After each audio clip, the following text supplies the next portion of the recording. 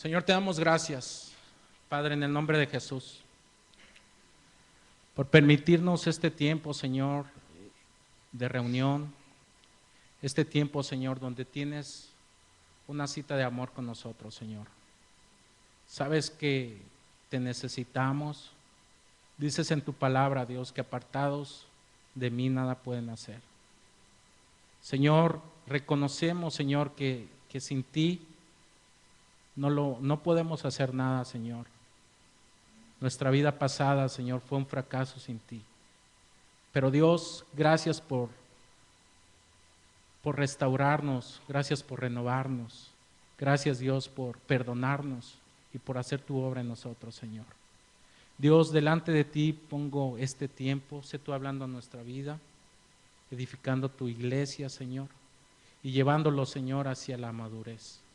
Queremos, Dios, glorificar tu nombre, honrar tu nombre y exaltarlo, Señor. Que nuestra vida sea un testimonio, Señor, de tu gloria, de tu poder, Señor. Gracias, Dios, por este tiempo que ponemos ante ti y sea bendito tu nombre, Señor, en Cristo Jesús. Amén. Bueno, inicialmente quería enseñar todo lo relacionado a la parábola del sembrador y vamos a leer lo relacionado a la parábola. Más sin embargo, a la hora de estar elaborando el tema de hoy, realmente me detuve únicamente en una sola palabra y no pude continuar con lo otro. Me pareció muy importante, ya les voy a comentar por qué. Y bueno, hecha esa aclaración, aunque vamos a leer toda la palabra, acompáñame a Mateo 13, aunque vamos a leer toda la parábola, no voy a enseñar todo, pero sí me es importante que la leamos. Mateo 13 del 1 al 9, por favor.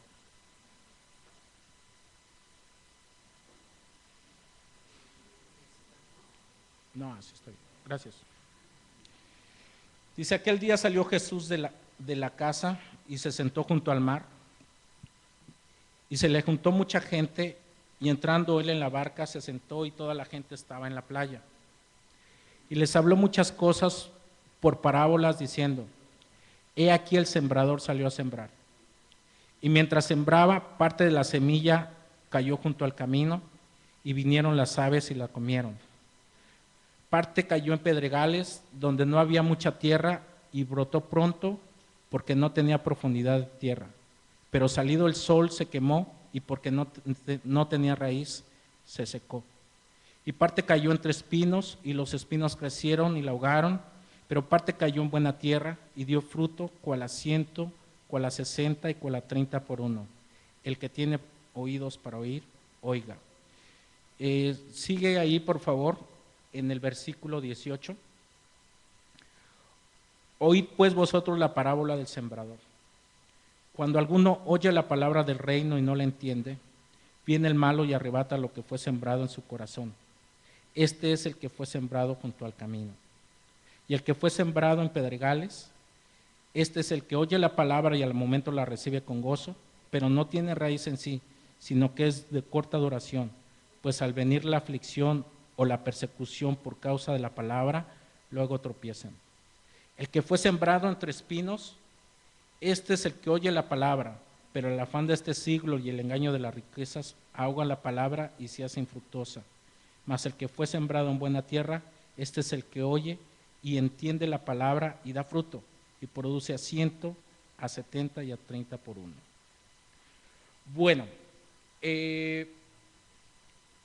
la definición de una parábola es enseñarnos con un ejemplo cotidiano, con un ejemplo de la vida diaria, algo espiritual.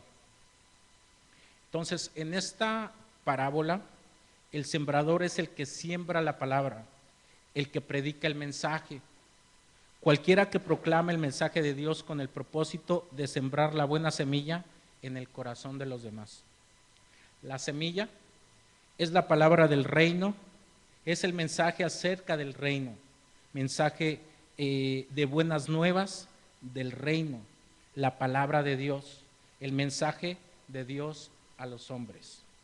Y el malo y o las aves significan que es el maligno, el diablo o Satanás. Entonces, mira lo que dice, por favor, en el versículo 18 y 19 de ahí de Mateo 13.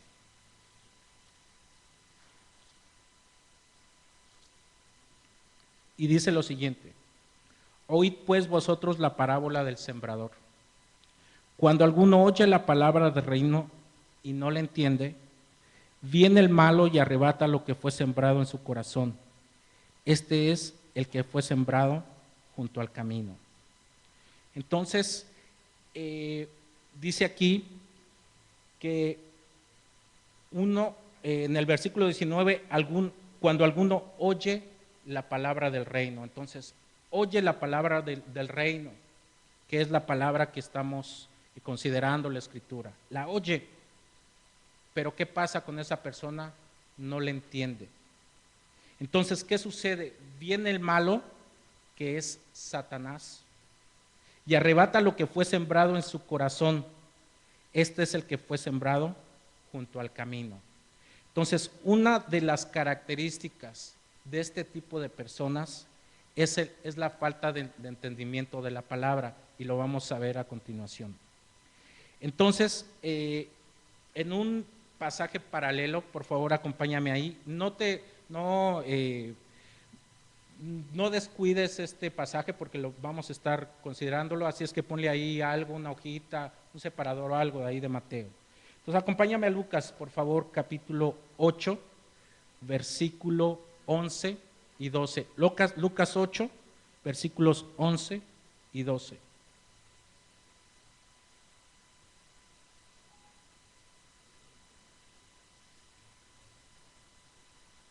Aquí nos deja ver algo más que me interesa que podamos entender. Dice, esta es pues la parábola. La semilla es la palabra de Dios, y los del junto al camino son los que oyen. Y luego viene ¿quién? El diablo, y quita de su corazón la palabra. ¿Para que qué? Para que no crean y se salven. O sea, sí escuchan la palabra. Sí escuchan la palabra. El problema es que no la entienden. ¿Y qué sucede con esas personas? Viene Satanás y quita esa palabra que fue sembrada en su corazón. ¿Cuál es el resultado o por qué motivo Satanás quita esa palabra? Para que no crean y se salven.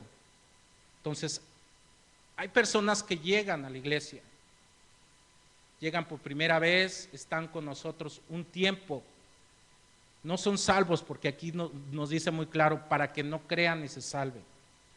Entonces, el problema es que se van muy rápido. ¿Por qué? Porque no entendieron la palabra. Entonces, aquí encontramos la primera aplicación para nosotros.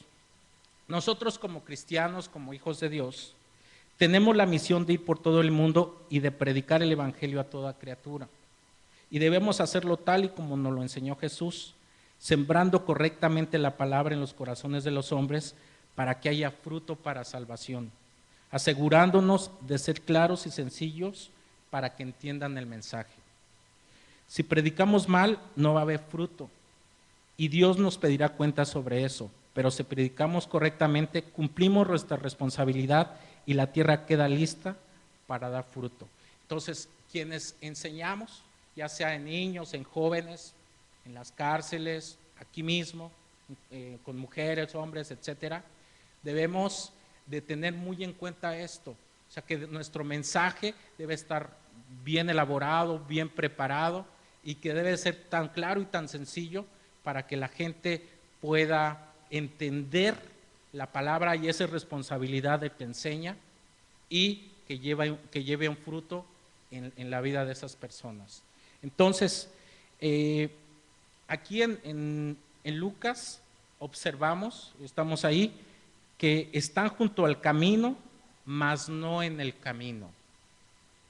Ese tipo de personas están junto al camino, mas no en el camino. Jesús dijo, yo soy el camino. Por lo tanto, es evidente que no siguen a Cristo. Recuérdalo, no son salvos, no creen en Él. Están solo de espectadores, oyen por curiosidad, por temor o necesidad, pero no hacen y no quieren hacer ningún compromiso con el Señor Jesús. Y lo que es peor, no creen ni son salvos. Entonces, ¿por qué al preparar esto quise solamente enfocarme en algo que ya les voy a decir? Resulta que el jueves que entramos a la cárcel de Santander, mientras alguien de aquí que pertenece al ministerio carcelario estaba dando o iba a empezar a dar la clase, vi a una interna y la vi triste y me llamó la atención y le dije, ¿qué tienes? ¿Qué te pasa? Y nunca me iba a esperar la respuesta de ella, pero me dijo, es que acaba de llegar una interna que yo la conozco desde niña, dice, y una niña de buena familia y todo eso, dice, y está muy mal, dice, llegó aquí y viene con una adicción de heroína, la heroína hace una adicción muy fuerte, de tal manera que si no consumen, se ponen muy mal, entran en depresión y muchas cosas más. Entonces esta muchacha tenía esos síntomas. Entonces eso le causaba tristeza a la hermana con la cual me estaba explicando eso y le dije, ¿quién es?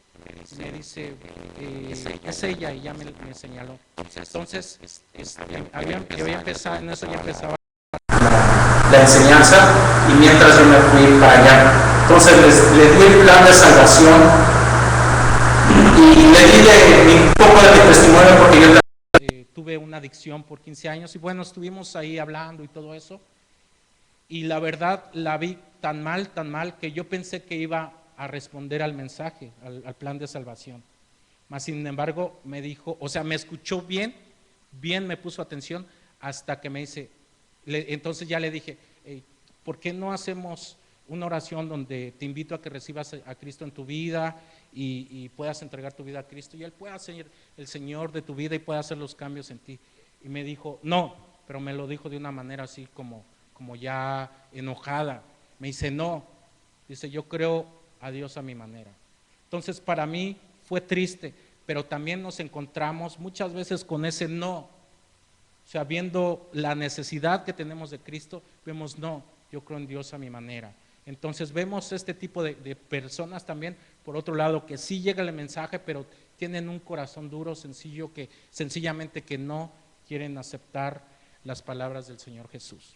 Entonces, regresemos a Mateo, por favor.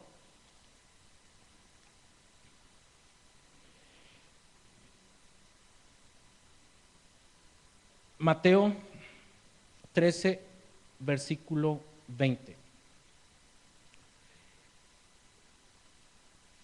Y el que fue sembrado en pedregales,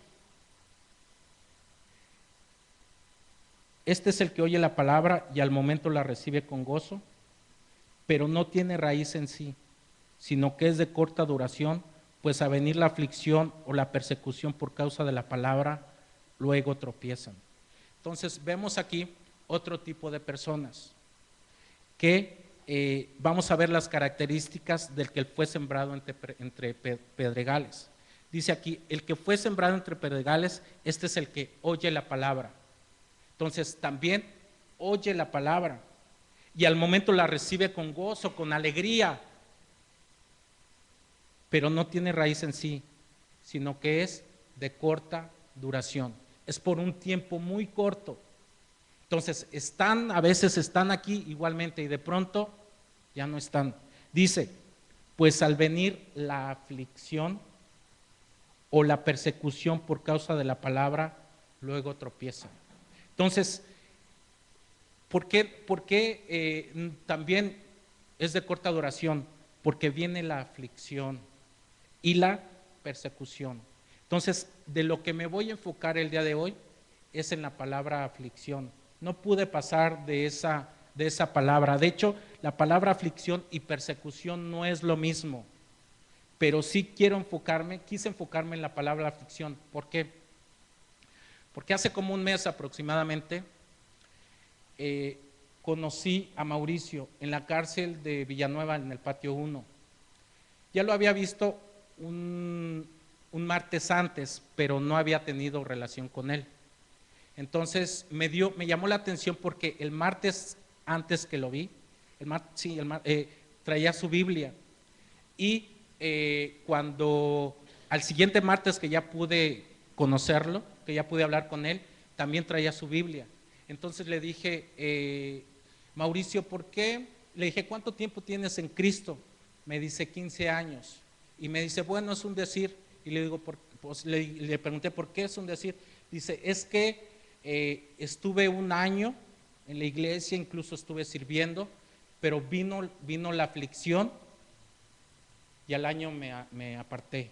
Y durante 14 años estuve sin Cristo y llegué aquí a la cárcel. Dice, y ya con gusto nuevamente, decía, pero le doy gracias a Dios, porque aquí es donde nuevamente me he encontrado con Cristo y aquí estoy orando, leyendo la Biblia, orando y todo eso. O sea, tristemente, cuando no sabemos que vienen aflicciones, sucede lo que sucede. Y estoy mencionando el ejemplo de este hombre, y tal vez tú conozcas algunos casos así. Entonces, es importante, por eso me es importante solamente quedarme con la palabra aflicción y hacer una enseñanza sobre esa palabra. Entonces, dice en Lucas 8:13 de ese mismo versículo, también es un pasaje paralelo.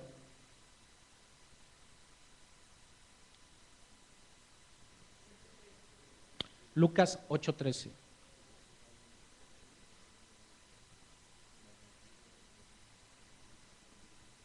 Dice, los de sobre la piedra son los que habiendo oído, reciben la palabra con gozo, pero estos no tienen raíces, creen por algún tiempo y en el tiempo de la prueba se apartan. Entonces, ¿cuáles son las características de estas personas de que la palabra fue sembrada entre pedregales? Vienen aflicciones, vienen persecuciones, vienen tribulaciones y vienen pruebas. Entonces, vamos a Mateo capítulo 7, por favor.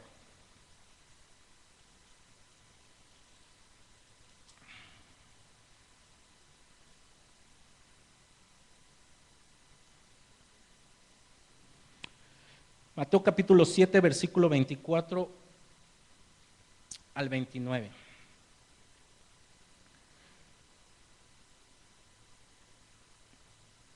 Dice, cualquiera pues que me oye estas palabras y las hace, le compararé a un hombre prudente que edificó su casa sobre la sobre la roca. Descendió lluvia y vinieron ríos y soplaron vientos y golpearon contra aquella casa y no cayó, porque estaba fundada sobre la roca. Pero cualquiera que me oye estas palabras y no las hace, le compararé a un hombre insensato que edificó su casa sobre la arena. Y descendió lluvia y vinieron ríos y soplaron vientos y dieron con ímpetu contra aquella casa y cayó y fue grande su ruina. Y cuando terminó Jesús estas palabras, la gente se admiraba de su doctrina, porque les enseñaba como quien tiene autoridad y no como los escribas. Entonces, Jesús, después de dar el sermón del monte, donde no hubo interrupción alguna desde el capítulo 5, capítulo 6 y capítulo 7, concluye con esta enseñanza. Y les dice, bueno, también había una multitud que estaba reunida ahí en ese monte. Y dice, bueno, hay dos tipos de personas, el cual uno es insensato y otro es prudente. ¿Dónde está Mateo? ¿No está por ahí? Ayúdame, por favor, y también tú, por favor, amigo. Tráiganse sus Biblias, qué pena, tráiganse. Acá.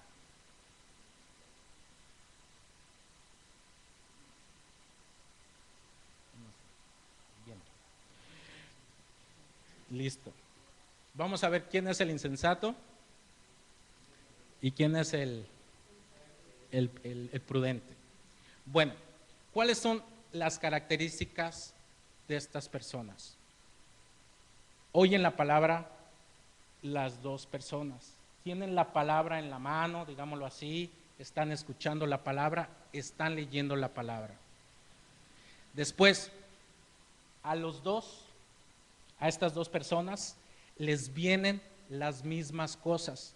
A uno no le vino menos o a otro no le vino más, para que aquel que le vino menos, al que vino más, no tuviera ningún pretexto para decir, claro, es que como a él le vino menos, él permaneció firme. Sino a los dos les vinieron lluvias, soplaron vientos con ímpetu y vinieron ríos a los dos. Pero, ¿cuál es la gran diferencia? La gran diferencia es que el prudente, digámoslo aquí, el prudente oyó la palabra y la hizo, es decir, vivió la palabra, vivió el consejo de Dios. Entonces, su casa, por lo tanto, está fundada sobre la roca, y nos dice Corintios que la roca es Cristo. Entonces, aunque vinieron ese tipo de pruebas, ese tipo de problemas, de aflicciones, y nos damos cuenta que no son algunas aflicciones, o sea, no es una aflicción, sino son varios eventos, varias situaciones difíciles. Sencillamente uno oyó la palabra y la vivió. Por lo tanto, aunque vino ese tipo de situaciones, estuvo firme. ¿Por qué? Porque es prudente. Entonces, ¿qué es prudencia? La prudencia es saber que va a venir una adversidad, pero estás preparado conforme a ello. Te pongo un ejemplo.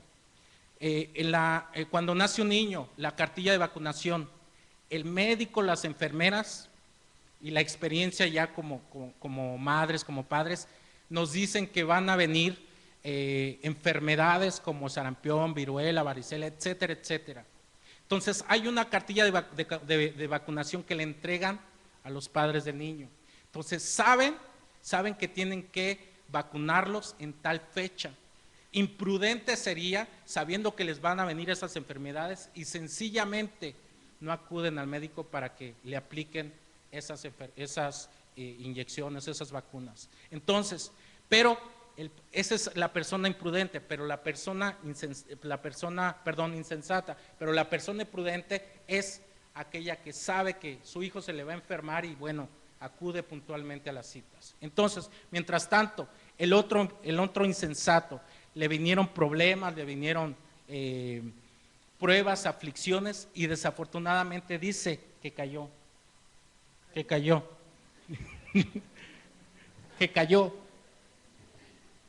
¿Listo? Aquí, que cayó. Que cayó. Entonces, aquí debemos hacernos una pregunta. En la vida, ¿queremos estar caídos, derrotados, frustrados, desesperados, aún y cuando conocemos la palabra? O bien, en la vida, aún y cuando haya problemas, situaciones difíciles, dificultades, pruebas, etcétera, etcétera, podamos estar firmes y poder dar un testimonio de que tenemos un Dios poderoso, de que tenemos un Dios fiel y que tenemos un Dios que todo lo puede. Amén. Entonces, pero mira, algo que me llamó la atención de ahí, algo más. Dice que el que cayó fue grande su ruina. No solo cayó, sino que fue grande su ruina. Entonces, mira, este hombre escuchó la palabra, vinieron pruebas y todo eso, cayó y no quedó ahí, sino fue grande su ruina. Qué tremendo, qué lamentable es para una persona que no oye, que escucha la palabra de Dios, pero que sencillamente la hace a un lado. La hace a un lado, no la vive. Entonces, esa es nuestra condición, puede suceder, Dios nos guarde, estamos aquí para aprender y, o bien, toda la vida debemos estar de esta manera. Amén. Gracias.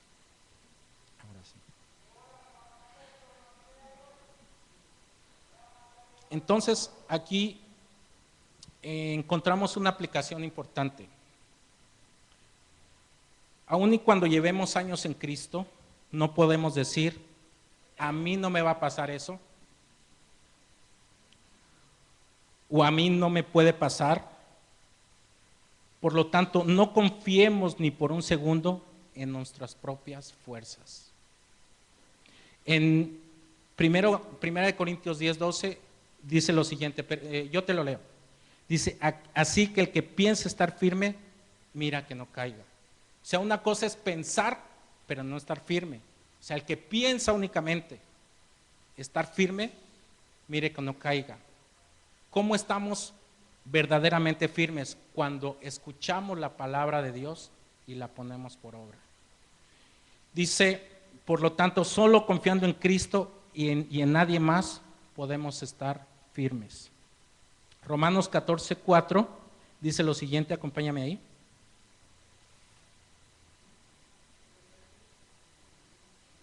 (14:4)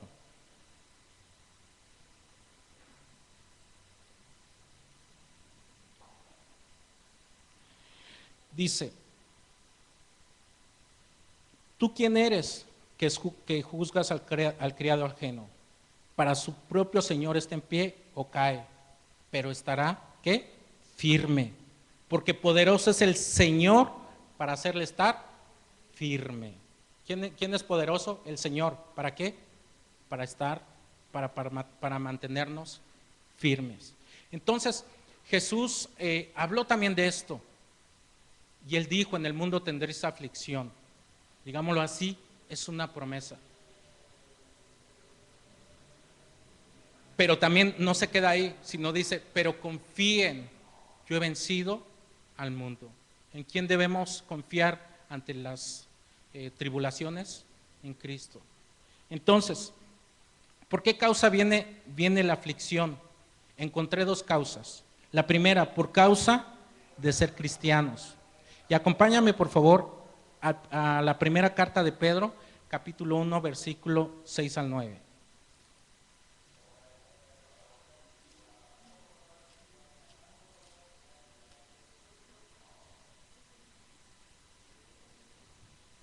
Primera carta de Pedro, capítulo 1, versículo 6 al 9. Dice, en lo cual vosotros se alegráis, aunque ahora por un poco de tiempo, si es necesario, tengáis que ser afligidos en diversas, ¿qué? Pruebas.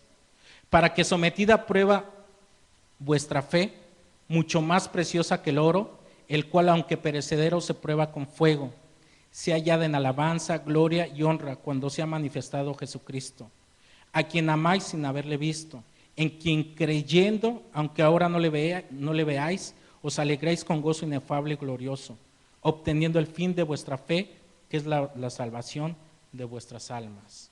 Entonces, por causa de nuestra fe, vamos a pasar por tribulaciones. Acompáñame ahí, estamos en Pedro, a ver qué nos dice ahí mismo en la primera carta, capítulo 4, versículo 14 al 19.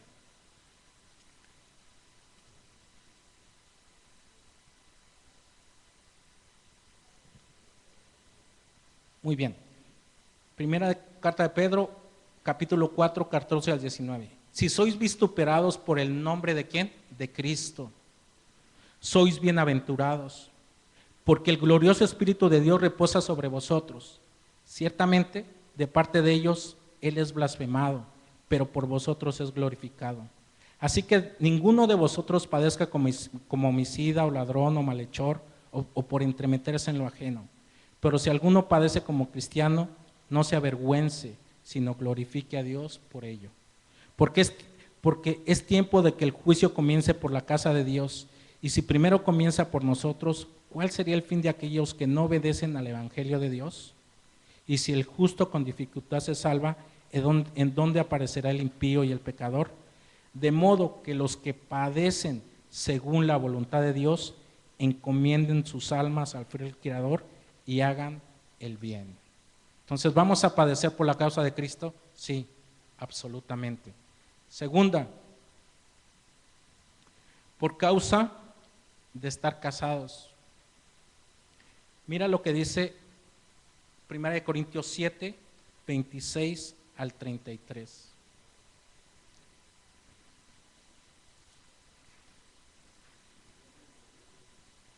Primera de Corintios 7, 26 al 33.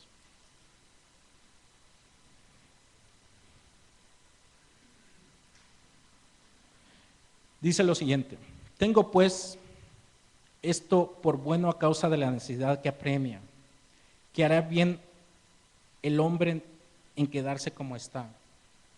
Estás ligado a mujer, no procures soltarte. Estás libre de mujer, no procures casarte. Mas también si te casas no pecas, y si la doncella se casa no peca, pero los tales tendrán aflicción de la carne, y yo os la quisiera evitar. Entonces, por ser casados, también vamos a sufrir aflicciones. Entonces, el cristianismo es muy similar al matrimonio. De novios todo es dulzura y gozo, pero nada más nos casamos y empieza la realidad. Recuerdo a un pastor que tenía en México, cuando le dije: pastor, estoy orando por mi esposa porque pues me quiero casar. Y me dijo así muy cariñosamente, me dice: hijo, no ores por tu esposa, los problemas llegan solos. Bueno, entonces, la aflicción es parte de la vida cristiana y no nos debemos sorprender. Entonces vamos a ver los resultados. Ya vimos dos causas de la aflicción. Vamos a ver los resultados de la aflicción. La primera, ante la aflicción seremos consolados por Cristo y por nuestros hermanos. Acompáñame allí a 2 de Corintios capítulo 1, versículo 5.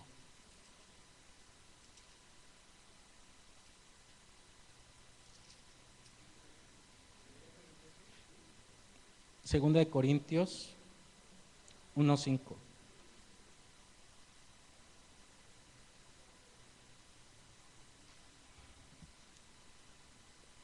Dice: porque de la manera que abunda en nosotros las aflicciones de Cristo, así también por él mismo Cristo nuestra consolación.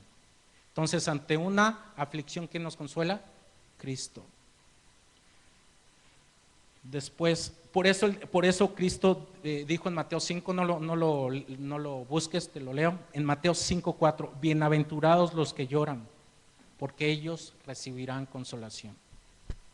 Entonces, vamos a 1 Tesalonicenses 3:7, por favor.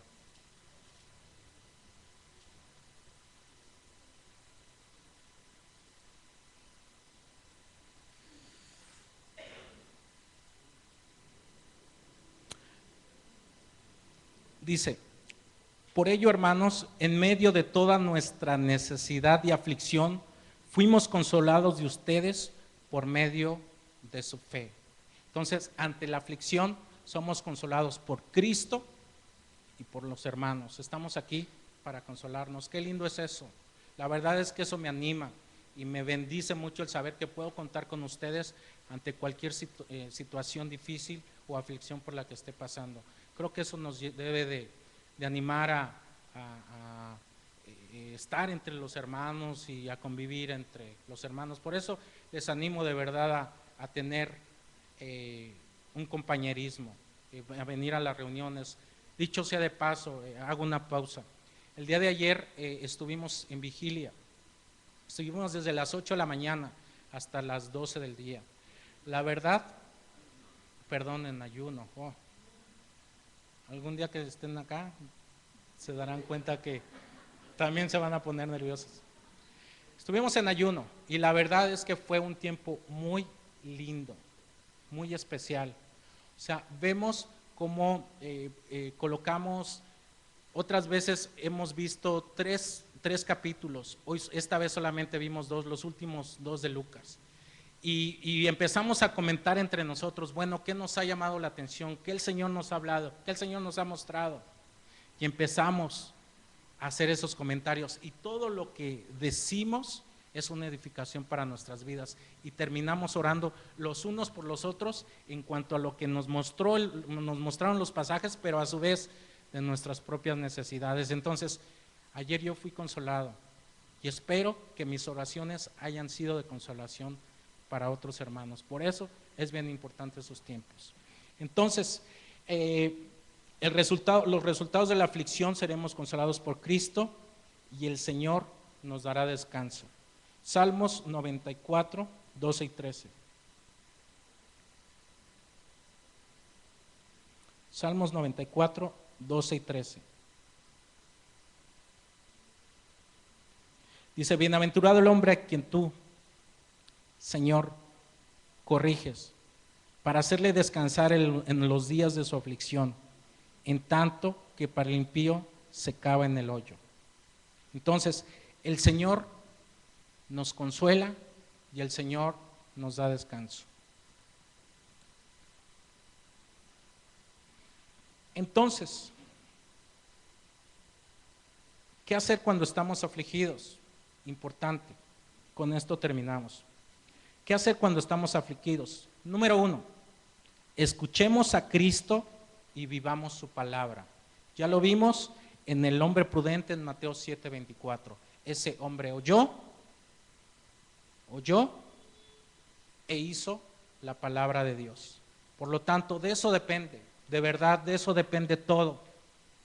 Tu vida personal, o sea, los problemas que puedas tener en tu vida, en tu persona, una enfermedad, qué sé yo. En el trabajo, porque también hay problemas en el trabajo, de eso depende. En tu ministerio, del que esté de pie, de eso depende. También vienen problemas, también vienen aflicciones. Tu matrimonio, de eso depende. Entonces, de verdad podemos concluir en esto. Si algo en mi vida actualmente no está firme, es porque no he escuchado la palabra de Dios, quizás, o bien sí la he escuchado, pero sencillamente la he hecho a un lado. Entonces muchas veces nos quejamos, ¿por qué? ¿Y por qué? ¿Y por qué, Señor? ¿Y por qué? ¿Y por qué? ¿Y por qué? Como si Dios tuviera la culpa. Pero el problema está en nosotros, que escuchamos la palabra y que no queremos hacer lo que la palabra nos enseña. He ahí el gran detalle. Entonces, ¿qué hacer cuando estamos afligidos? Escuchemos a Cristo, revisémonos. O sea, tal vez estoy haciendo algo que no es conforme a la voluntad de Dios. Escuchemos a Cristo. Y una vez que lo escuchamos, hagamos lo que Cristo nos dice que hagamos. En cualquier situación, en cualquier dificultad, en cualquier aflicción. 2, oremos. Santiago 5:13.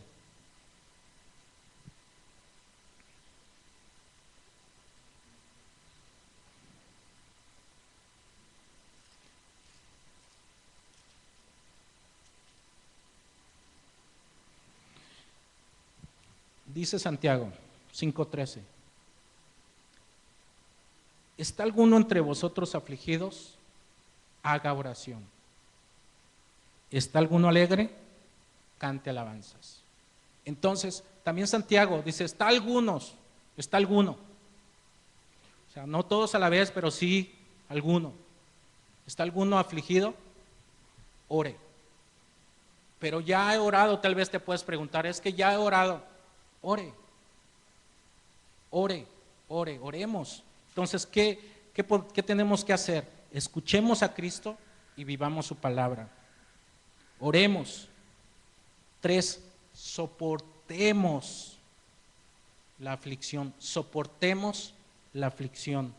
Segunda de Timoteo 4:5.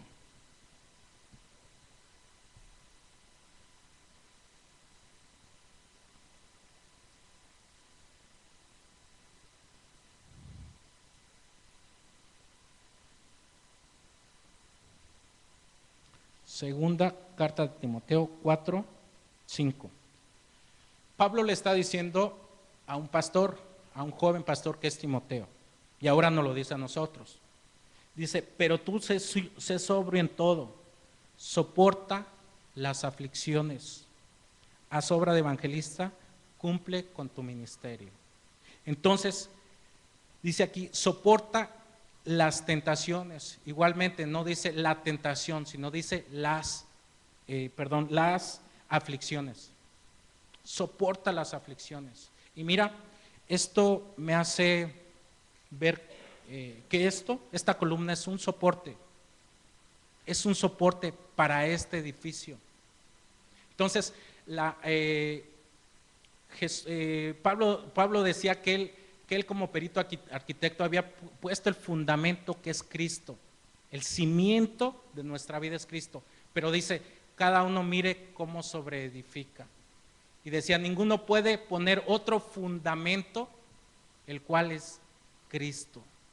Entonces, vienen dificultades, pero seamos como esa columna. Cada que veamos una columna, acordémonos de que debemos soportar las aflicciones. Si no hubieran columnas que soportaran este edificio, a cualquier viento, a cualquier temblor, ¿esto qué? Se vendría abajo. Entonces debemos soportar las aflicciones. ¿Cristo soportó la cruz? Sí. Tremenda aflicción, ¿no crees? Pero la soportó. 4, participemos de ellas, o sea, las vamos a pasar. Segunda de Timoteo 1:8.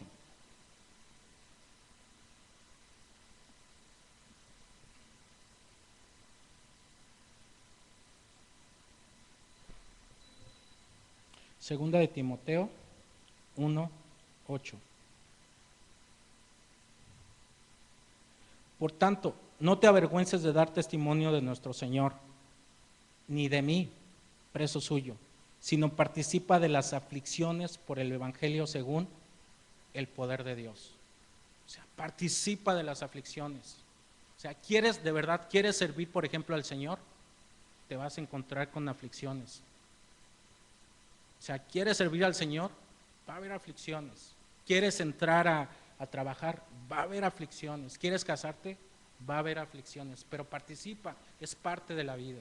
Entonces, que no nos pase de verdad como este hombre de la cárcel que les decía, 1 año y me dijo, dice, vinieron las aflicciones y me aparté. Dices, wow, o sea, ¿por qué?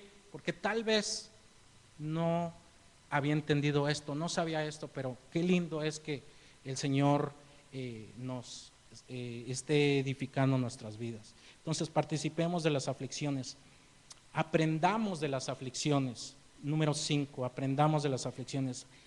Santiago 5, 8 al 11.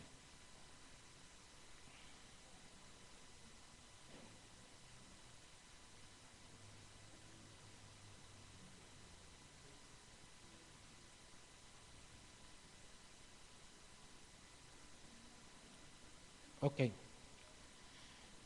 Dice Santiago 5, 8 al 11. Tened también vosotros paciencia y afirmen sus corazones porque la venida del Señor se acerca.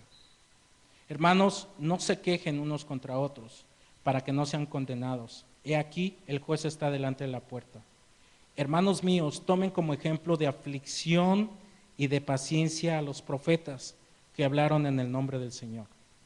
He aquí tenemos por bienaventurados a los que sufren. Habéis oído de la paciencia de Job y habéis visto el fin del Señor, que el Señor es muy misericordioso y compasivo. ¿Quién no se acuerda de Job? ¿Cierto? Estamos hablando del tema, pero ¿cómo terminó Job? Muy bendecido. ¿Estamos de acuerdo? Esa es nuestra esperanza, esa es nuestra esperanza. Entonces, aprendamos de las aflicciones y aprendamos de los otros hombres de la Biblia que han pasado también por momentos difíciles. Número 6, gocémonos. Primera de Pedro 4, estamos en la fase terminal, digámoslo así, del estudio. Entonces, gocémonos. Primera de Pedro 4, 12 al 13.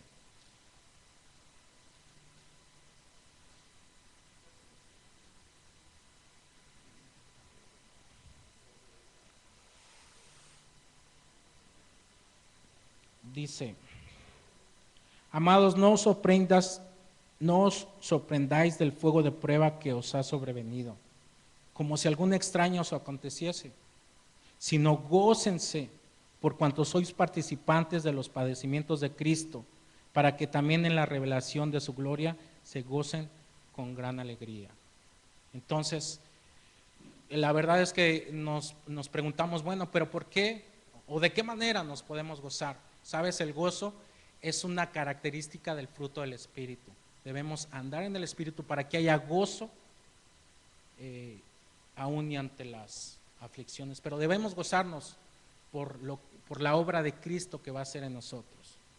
Entonces, número 7, glorifiquemos a Dios. Primero de Pedro 4, 16. Dice: pero si alguno padece como cristiano, no se avergüence, sino glorifique a Dios por ello. Y número 8, hagamos el bien.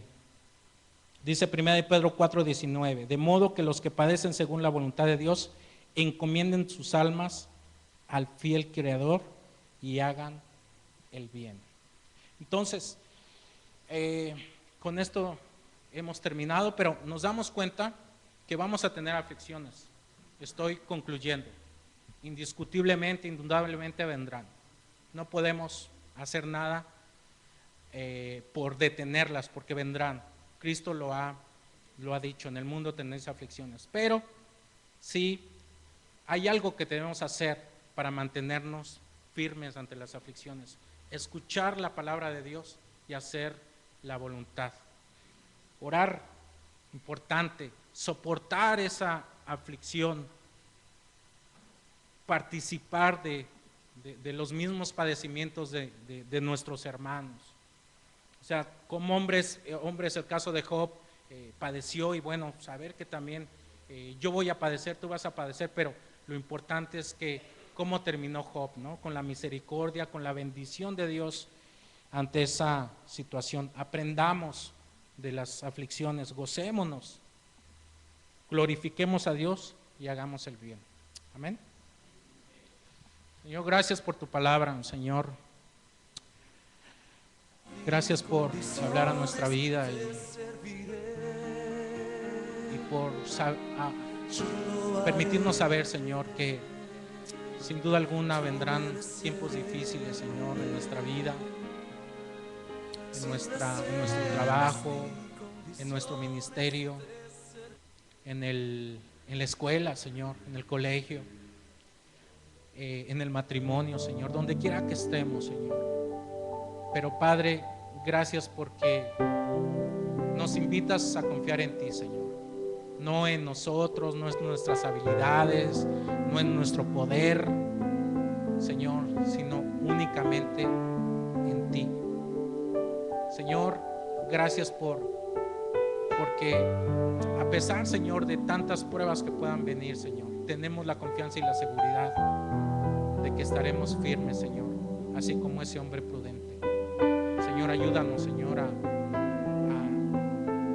consultar tu palabra, Señor, a leer la palabra diariamente, a disponernos a ella, Señor. Recuerdo como Marta, Señor, y María, una afanada, pero la otra se dispuso, Señor, a tus pies, a escuchar tu palabra, Señor.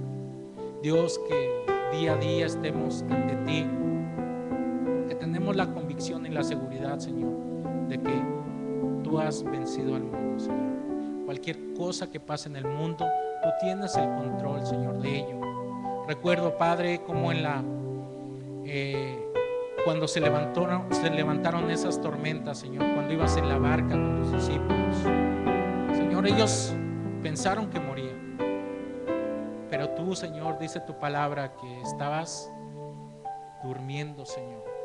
¿Cómo nosotros podemos ver las dificultades y cómo tú, Señor, las ves con calma, Dios, pero acudieron a ti. Es decir, Señor, iremos a ti también en oración, Padre, y tú reprendiste esos vientos, Señor, ese mar, y vino grande bonanza. Señor, esa es nuestra esperanza, Señor, eres tú y nadie más. Señor, ayúdanos a ver, a poner nuestra mirada en ti, Señor Jesús, el autor y el consumador de nuestra fe. Muchas gracias, Dios, por avisarnos que vendrán, pero también, Señor, de decirnos qué haremos para poder estar firmes, Señor. Que así sea nuestra vida, en victoria, Dios, en el nombre de Jesús. Amén. Que Dios les bendiga.